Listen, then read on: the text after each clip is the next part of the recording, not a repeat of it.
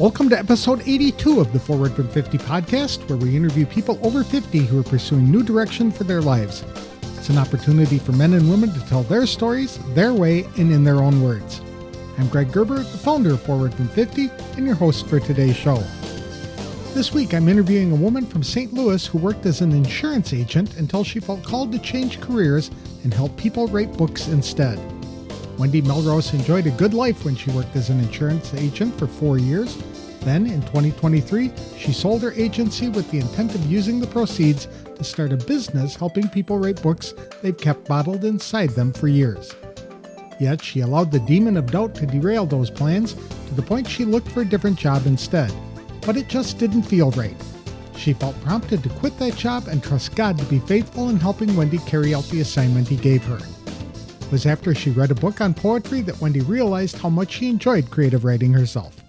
It was a skill she had developed in college, but abandoned when a guy she was dating ridiculed her work. She tossed her portfolio of written work into a dumpster. However, a smoldering wick remained. When Wendy told her story to a pastor after a church service, the pastor admonished Wendy by telling her to never throw away a gift God had given her. A short time later, a mischievous bear named Ben kept escaping from his enclosure at the local zoo. Wendy wrote and illustrated a fictional story about the bear's escapades. She showed it to officials at the zoo, hoping they'd buy the book to offer for sale at the gift shop. However, the zoo didn't want to draw attention to an embarrassing problem. A few years later, Ben was transferred to another zoo, and Wendy wrote a new book entitled Ben's Big Move and self-published it on Amazon. Since then, Wendy has written and published 6 books. Now she helps other authors who are stuck in turning their book ideas into reality. To tell us more about her journey from selling insurance to writing books, please welcome Wendy Melrose to the show. Thanks for joining me today, Wendy. I appreciate the time. Tell us a little bit about yourself. I understand you live in St. Louis. I do live in St. Louis, born and raised. I was on the Illinois side for a little bit in my childhood, but it's the same. So you've never left the St. Louis area? Did I ever leave it? That's a funny question. I did actually. When I was graduated from college in 2001, I met a guy online and found a job in Lansing, New York, and drove straight through from St. Louis to Binghamton, New York. I have it. But then, if anybody remembers, 9/11 happened. So my stay in the upstate New York area was short-lived. It just got too stressful. You couldn't find a job. January of 2001. So 2002, I moved back. So No problem. Yeah, that's my little stint outside. We've been Facebook friends for a while, and you made a post a couple of days ago that just intrigued me, and I wanted to talk to you about it because I think a lot of people over the age of 50 feel that same way. They have this demon of doubt that they have to contend with, that they know or they feel like they should be doing something else. They want to do something else, but they just don't feel that they should. So why don't you talk to us about what went on in your life that caused you to get to that point? The demon of doubt point, I'm not sure if that ever really leaves, to be honest. Correct. Because anytime we say yes to what God wants us to do in life, we're going to be attacked from the spiritual warfare side. And so in my lifetime, I would say, am I attacked by doubt often? No, but it's usually when I'm right where God wants me to be in his will that I get the most attack of the demon of doubt, as I like to call him. And right now, me helping people with their books, we help them get across the finish line when it comes to writing and publishing and helping them keep their rights. Anytime we step out in faith, it's scary, right? So for 4 years, I was a farmer's insurance agency owner from 2019 to 2023. And there's some different things that we can go through if we want to later about how that all came to about. And after the business sold, and in that industry, it's really high stress. And I found myself, it's almost like I hit a wall. Okay, so I was no longer had this stressful job with the business, but then I was in the big, huge now what? I went through a whole bunch of doubt because it's almost, you go from having purpose to figuring out your new purpose, knowing that you're supposed to go in writing in some way or whatever it is that God has called you. but you're not sure exactly how to do it. So you almost feel a new toddler, walking, stumbling, trying to figure out the way. And then from September of 2022 to, let's just say April 2024, I realized that I was supposed to start helping people write their books because I had written 6 myself in a year's time and published them. And I realized really not as hard as everybody makes it out to be. So let's help other people get across that finish line. But then, because of some decisions I had made, I was also had run out of money a lot faster than I planned. Inflation didn't help any. It was just Right. like being so expensive. And so I started to work for a couple other people. And I worked at a restaurant in May. That didn't last very long. I'm like, I am too old to be standing on my feet all day. And so I didn't do that more than just a couple weeks. And I was helping another company. And I did that from June until September. And September 12th, it just came to a point where I was just asking God about a situation. I'm like, really, what do you want me to do? I'm not liking how some things are happening. And God just made it very clear to quit that day. I've Wow. never been a quit that day person. I'm usually flying somebody up to take over the position, but he was very clear, resign that day, effective that day. And I'm like, okay. I'm like, do you realize like that's a source of income? And he's just very much, I am your source. Mm-hmm. And I'm like, and so that's how the post started on October 22nd. It's scary being an entrepreneur, but the Lord reminds me he is the source. And I was still helping an insurance agent with some quotes. And I believe it was like the week before this post that I told her, I'm like, I'm getting my book. The doors are opening in the book business that I need to no longer do that as well. And so now it's the only income source I've got is what God brings to me.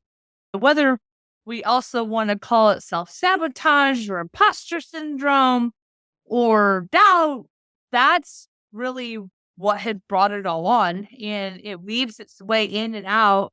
I can bat it off like I'm playing baseball and it goes away for a short time, but then wants to come back. And actually the last couple of days, it's been pretty strong again.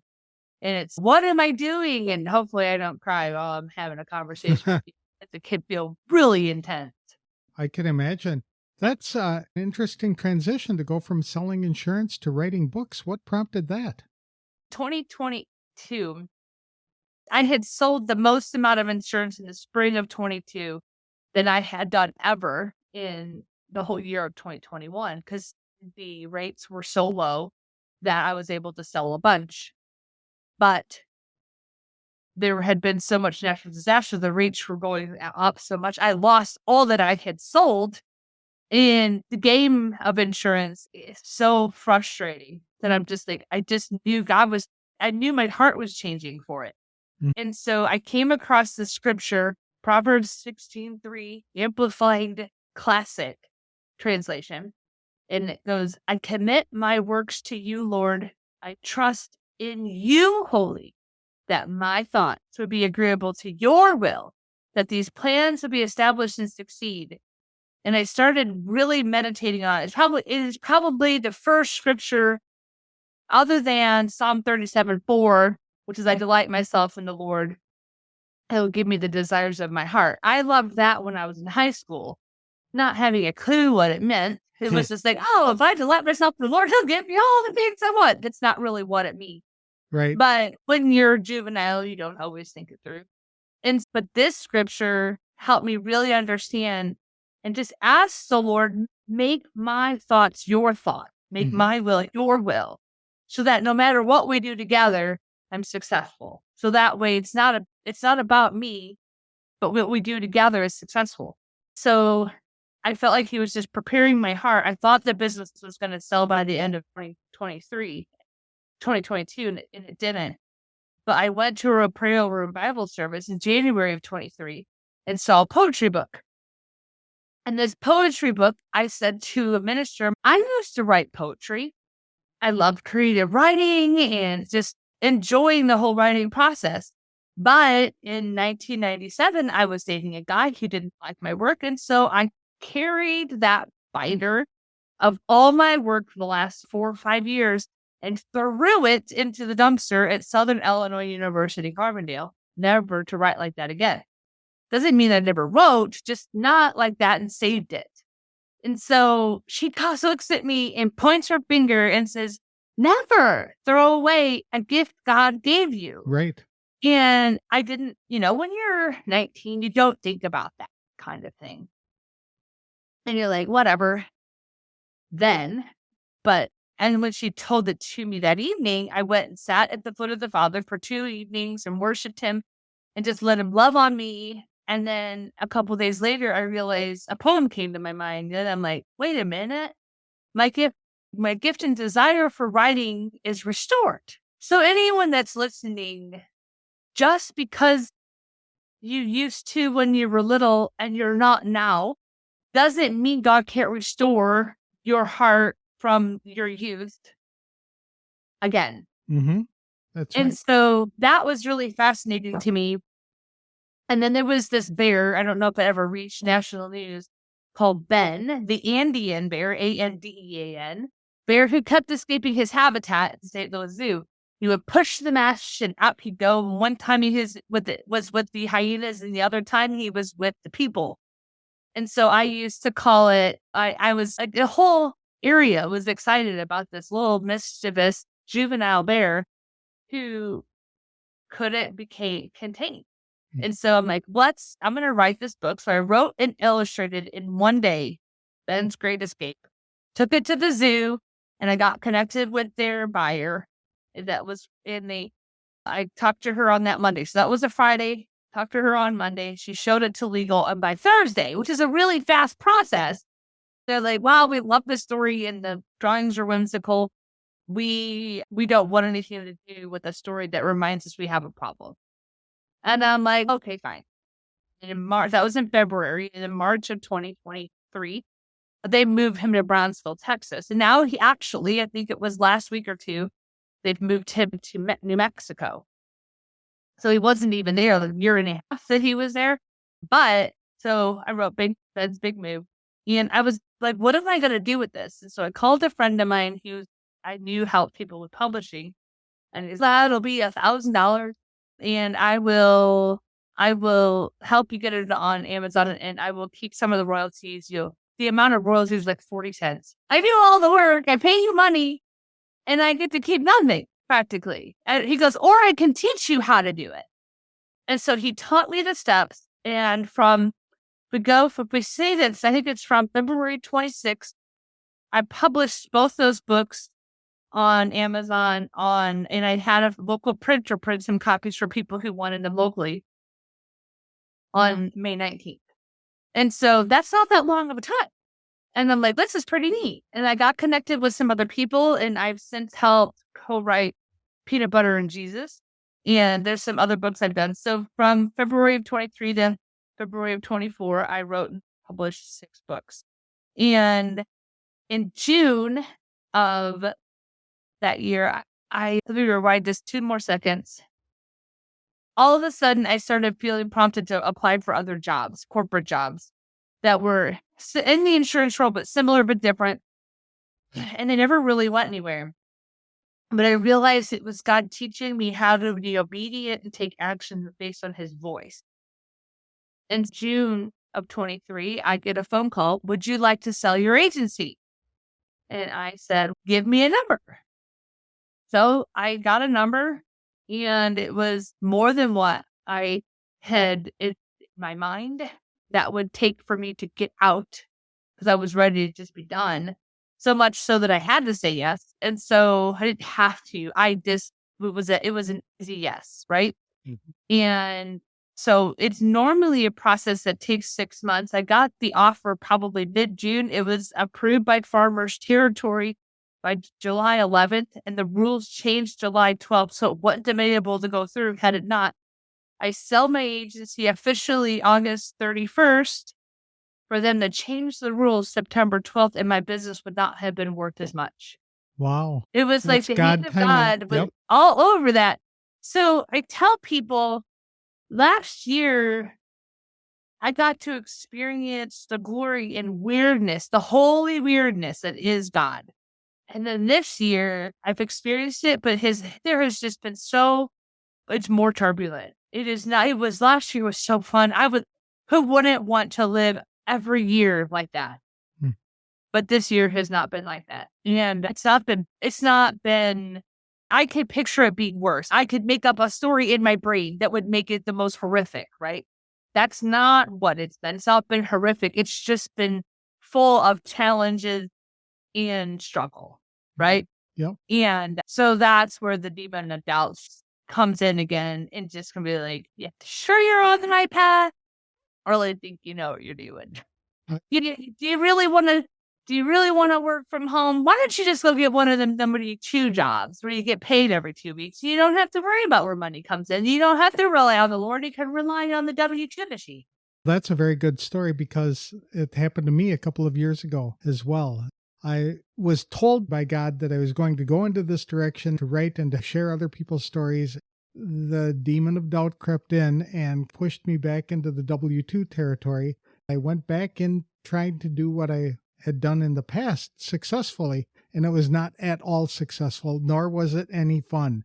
So it was like God told me to go one direction. I, like Job, said, no, I'm going to go this direction. And it turned out to be not nearly as productive as I had expected it to be. So that's neat that you talk about that you had the same kind of experience. Yeah, and it was very clear to me last fall that God goes, do not look back. And then like the last thing I want to do is turn into Lot's wife and turn into salt. So I'm like, all right. Now, even though I did help one farmer's insurance friend with quoting a little bit, I didn't feel like I was going back because I was able to work from home. I didn't really do anything major, and I didn't have liability for any of it. Of the 6 books that you've written, are they all fiction? So yeah, and they're other children's books. So they're all fiction, except there is one, Strong Girl, You Are Loved. This is based on a character I call Briella, who's really me. And these are short stories that actually happened to me in real life.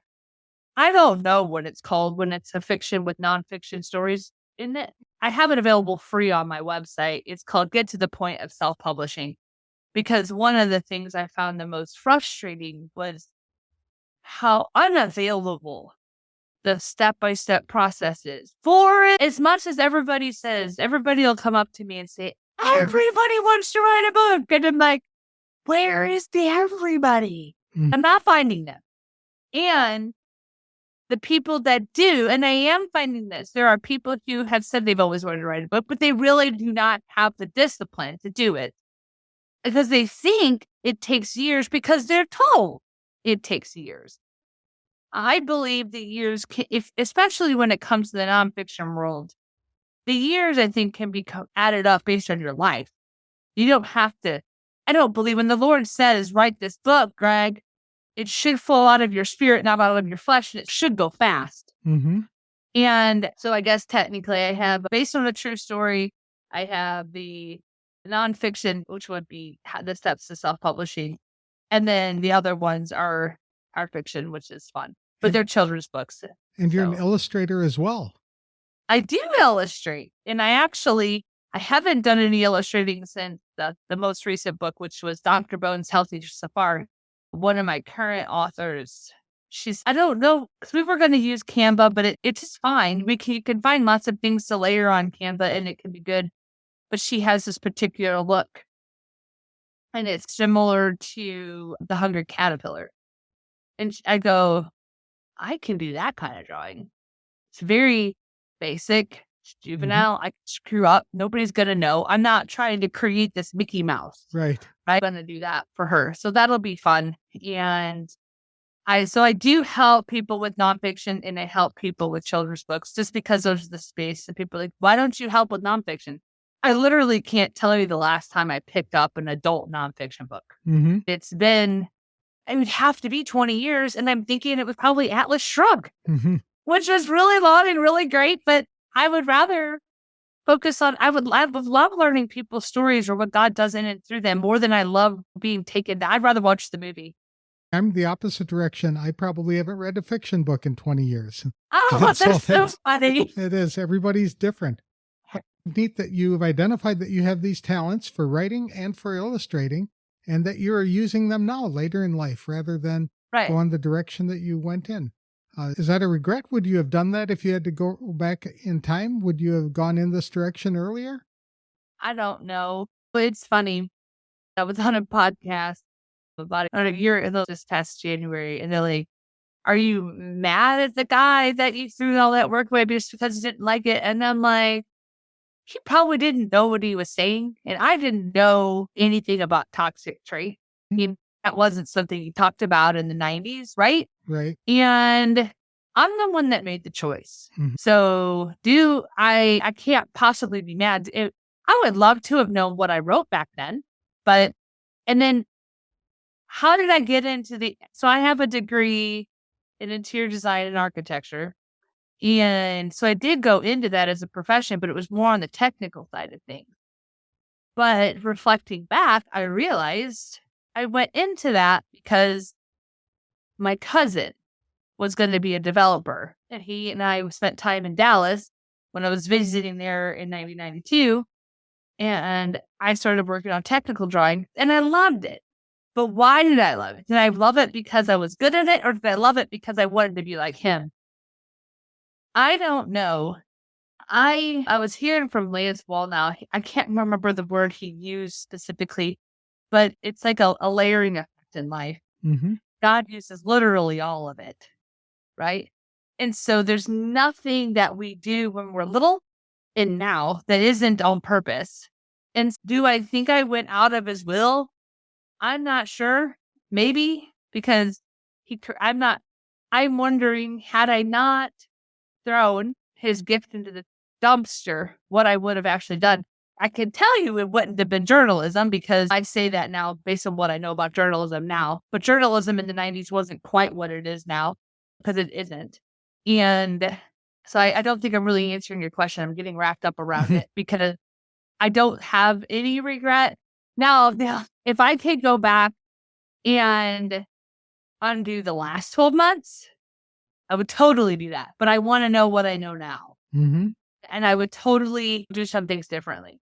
With the money from the sale of the business, with the knowledge that I have today, I could do. But I'd also want to know those people. Literally everything that I know today, really do the last 12 months. And I don't ever usually live life that way. But Right. But sometimes we learn things in adversity, and that's the only way to get through it is to learn from it. right. So you might right. not want to go back and repeat that. I also lost all of my previous work. I had a bunch of stuff stored on a external hard drive, things that I had written in college and even earlier, and had been carrying it around forever, bringing it forward through the digital age, putting it on floppies, from floppies to external hard drives, and the external hard drive failed, and it just took everything in it. And I was just heartbroken and crushed because there were so many things that I had written that were on that hard drive. Yeah, that was difficult. Sorry you went through that.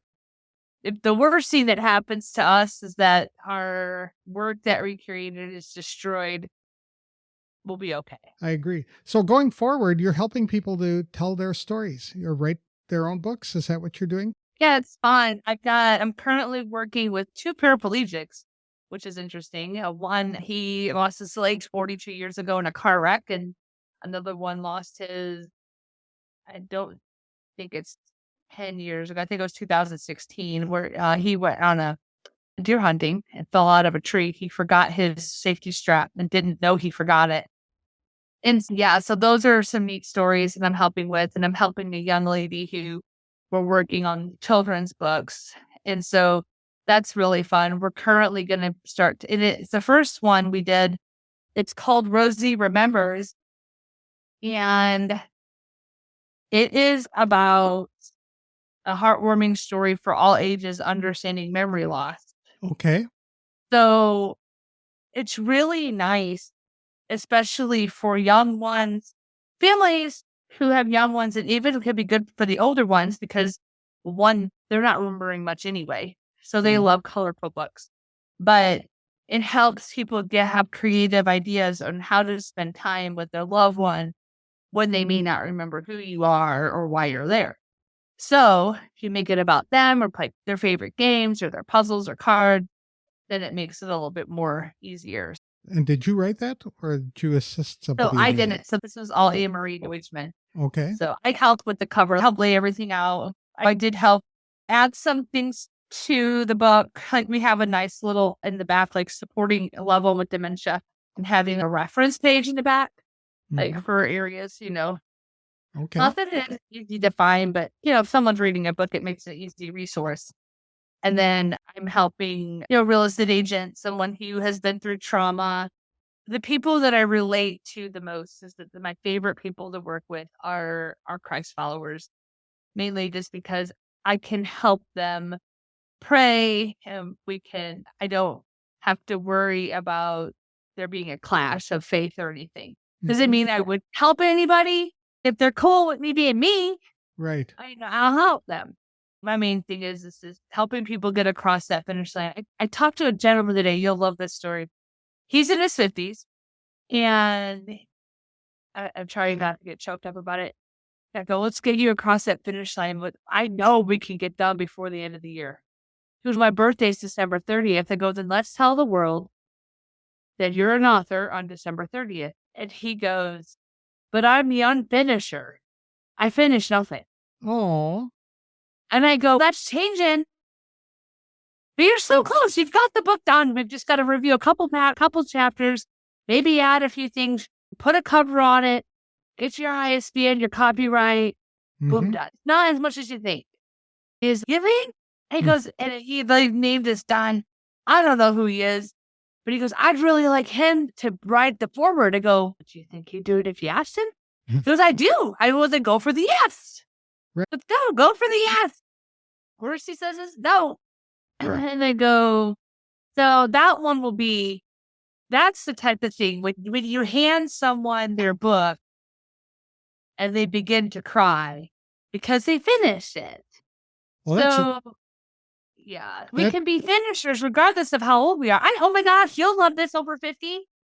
A lady I talked to Monday, she's 84 and she's stories literally all over the place in her lifetime. I'm like, why don't you write short stories so we don't have to have a cohesive theme through the whole book?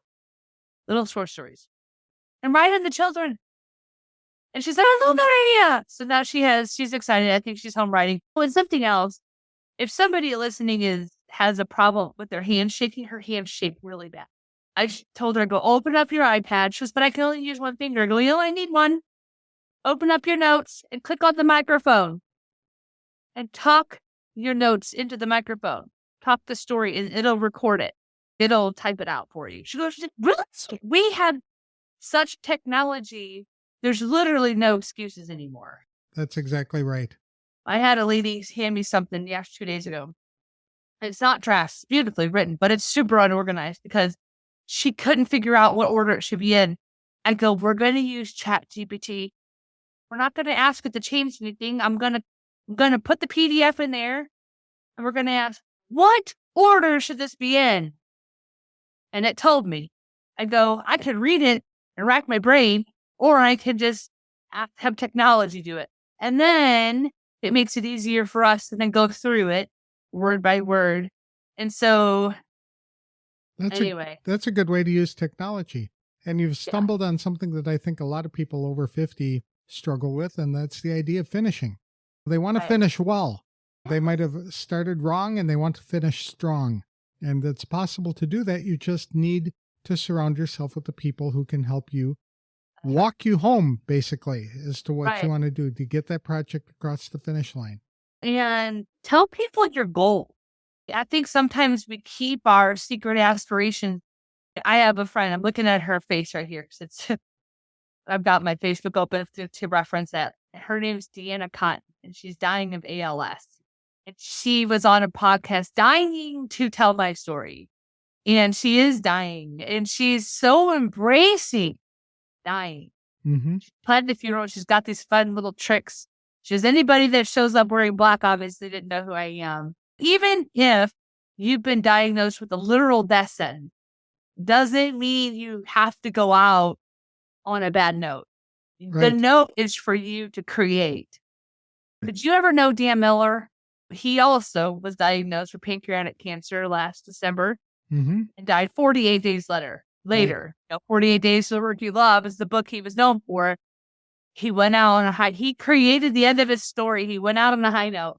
He Mm-hmm. told everybody, "Don't you dare be building statues about me and all this memorializing who I am. Keep moving forward. It doesn't matter if you have a diagnosed death sentence. It doesn't matter if you don't know your date, because most of us don't. We don't know when the Lord's going to call us home. But share with the community, share with people, what is it that you've always wanted to do?